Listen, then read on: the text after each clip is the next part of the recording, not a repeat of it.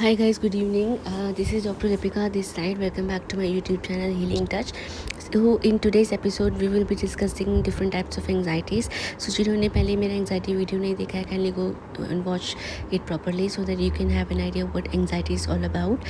So in types of anxiety we've got like 5 main types of anxiety, and these are like generalized anxiety, social anxiety, separation anxiety, selective mutism, and then there is panic disorder. So these are types of anxiety you should know at least. So generalized anxiety में क्या होता है कि there is lots of worry, continuous worry, excessive worry that basically interferes with your daily activities. तो इसमें क्या होता है, आपको physical symptoms आते हैं जैसे restlessness, fatigue यानी कि थकावट, tiredness हो जाना, difficult concentration का मतलब है आप अपने present moment पे concentrate नहीं कर पाते हैं, चाहे आप काम कर रहे हैं, चाहे अपने दोस्तों के साथ हैंग आउट कर रहे हैं या अपने रिलेटिव्स के प्लेस पे हैं, कुछ भी काम आप कर रहे हैं, टीवी देख रहे हैं, कुछ भी आप उसमें presently you will not be able to concentrate on that. तो that is like difficult concentration. Muscle tension is like कि बहुत से पेशेंट को जो सिम्टम होते हैं they are like they have chest pain. So chest pain is an example of muscle tension. And then there are sleep problems. Sleep problems में basically क्या होता है कि कई बार लोगों को बिल्कुल भी नींद नहीं आती, एंड कई बार लोगों को मतलब आधी अधूरी नींद आती है. सो एंड जो ये often this worry start interfere with your daily task कि आपका दिन कैसे स्टार्ट होता है, कैसे ख़त्म होता है, इसके ऊपर बेसिकली इंटरफेयर करना स्टार्ट कर देता है. Once you don't get proper sleep, then आप जो उठते हैं then there are lot of work to be done जो कि आप नहीं कर पाते हैं, जैसे going to like your office and then doing normal daily task जो है आपको काफ़ी मुश्किल लगने लगता है.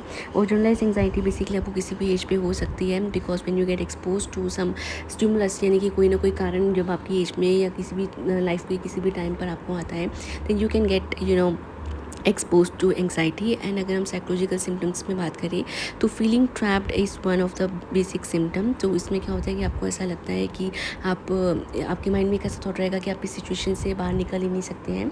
सो this thought basically give rise to a situation called anxiety. Okay, so अगर आपको ऐसा फील होता है then I think you should consult somebody.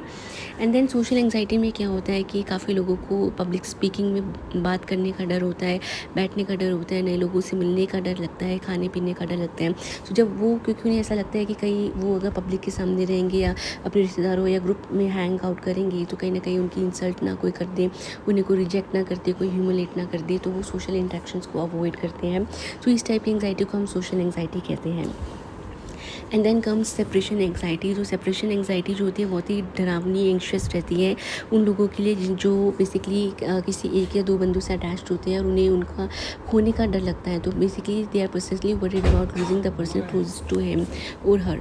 ठीक है, दे मे बी रिलक्टेंट और refuse to go to sleep और away get out from their home without that person. वो एक ही बंदे से काफ़ी ज़्यादा मतलब अटैच हो जाते हैं इतना कि उनको लगता है कि वो उनके बगैर रह नहीं सकते हैं. तो this is basically separation anxiety. तो इसमें 5 सिम्टम्स ऑफ सेपरेशन एंग्जाइटी में क्या होता है कि आपको एक तो सेपरेशन के लिए डर लगता है कि आपको लगता है कि आप उनसे दूर नहीं रह सकते. दूसरा क्या होता है, कभी कभी आपको ऐसे थॉट्स आते हैं कि अगर उनकी डेथ हो गई या अगर उन्हें कुछ हो गया या कुछ बुरा उनके साथ हो गया तो क्या होगा. And then you worry about कि अगर वो चले गई लाइफ से आपकी तो आप अकेले कैसे रहेंगे. तो कहीं ना कहीं ये चीज़ जो होती है आपको ढंग से सोने भी नहीं देती. Then you have nightmares also. तो कहीं ना कहीं पूरा दिन आपका अंदर ये थॉट चलता रहता है. तो इसी को हम सेपरेशन एंग्जाइटी कहते हैं.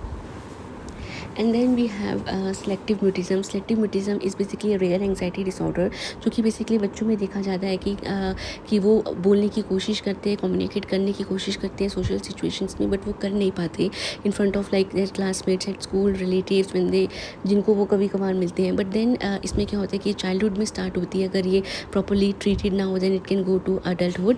बट देन इट्स लाइक कि that children want to speak but they are not able to speak. Basically they want to speak but they are not able to speak. तो जैसे इसमें क्या होता है कि वो जेस्टर्स मतलब जैसे कि कम्युनिकेशन वर्बली नहीं करते बट जैसे सिर को हिलाना, हेड शेकिंग, विस्परिंग करना, इस थ्रू इसके थ्रू मतलब अपनी वो बात को कहते हैं. तो this is basically sign and symptom of selective mutism.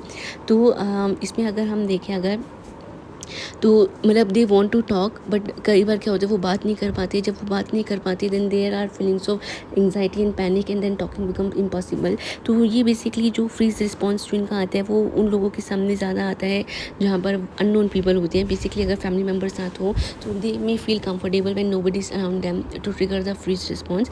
So in case if your child is having this thing to like certain age तक then I think you should consult a doctor for this. And then we have panic disorder. Panic disorder का मतलब है कि जब आपको panic attacks बार बार आते हैं तो आपको मतलब पैनिक डिसऑर्डर भी हो सकता है। देन रिकरेंट पैनिक अटैक्स मतलब कि वीक्स में 1 और 2 टाइम्स या 15 डेज़ में 2 से 3 बार या मंथ्स में अगर इसकी फ्रीक्वेंसी बढ़ रही है, if the frequency is increasing no matter it's in days weeks और वट एवर मतलब मंथ्स वगैरह, then you should know that it's kind of panic disorder. तो उस पैनिक सिम्टम्स जो होते हैं, उसके पैनिक अटैक के सिम्टम्स जो हैं पैल्पिटेशंस, यानी कि आपका हार्ट रेट इंक्रीज हो जाता है, आपकी दिल की धड़कन बढ़ जाती है, आपको पसीना आता है, आपको सांस लेने में दिक्कत होती है, आपको चेस्ट पेन होती है, एंड देन आपको मतलब कहीं ना कहीं आप डिजीनेस फील करते हैं, आप मतलब एनर्जेटिक फील नहीं करते, आपको ऐसा लगता है कि जैसे आप यू विल डाई, आपको उल्टी जैसा फील होता है, आपके पेट के मसल टाइट हो जाते हैं, ठीक है। And you also feel detach, आपका कुछ करने का मन नहीं करता। And then there is like some patients have symptom like numbness और टिंगलिंग सेंसेशन ऐसे करके। तो these are signs of a panic attack, जिसमें मतलब बेसिकली आप देख सकते हैं कि आप मतलब it's kind of so much that it start interfering with your daily life. बार बार आपको पैनिक अटैक्स आएंगे, then definitely it's something which is not normal. And because इसकी जो सिम्टम्स है वो बिल्कुल हार्ट अटैक के जैसे लगती है, तो काफ़ी लोगों को ऐसा लगता है कि they having a heart attack और some life threatening disease, but then it's not the case. They basically go to emergency department and I think अगर मतलब पैनिक अटैक हो then you should go to a psychiatrist. So panic attacks जो होते हैं कभी कभी उस time पर आते हैं जब आपके माइंड में कोई ना कोई ऐसी सिचुएशन आ जाती है जिससे देख के आपको लगता है कि आप नहीं कर सकते, तो वो अनएक्सपेक्टेड टाइम पर ये आ जाते हैं, they can arrive any time, right. And अगर किसी भी तरीके का anxiety disorder is be diagnose, ये मेंटल हेल्थ प्रोफेशनल जो है आपके साथ काम कर सकते हैं, then they can give you a better treatment. So I think कि आपको थेरेपी को एटलीस्ट ले लेना चाहिए या मेडिकेशंस को ले लेना चाहिए। In the and I would say that कि जिन लोगों ने ये मूवी को नहीं देखा है, दिस मूवी इज़ डियर ज़िंदगी, please go and watch it because this is also based on a therapist and a person who is seeking psychological help. So this movie is kind of very very motivating and this movie is brilliant. So please go and watch this so that you can have a very good outlook on mental health. And I think कि अगर आपको कोई भी दिक्कत हो, कोई भी परेशानी हो, then you should know your mental health comes first. So all the best, take care and let me know how you like it.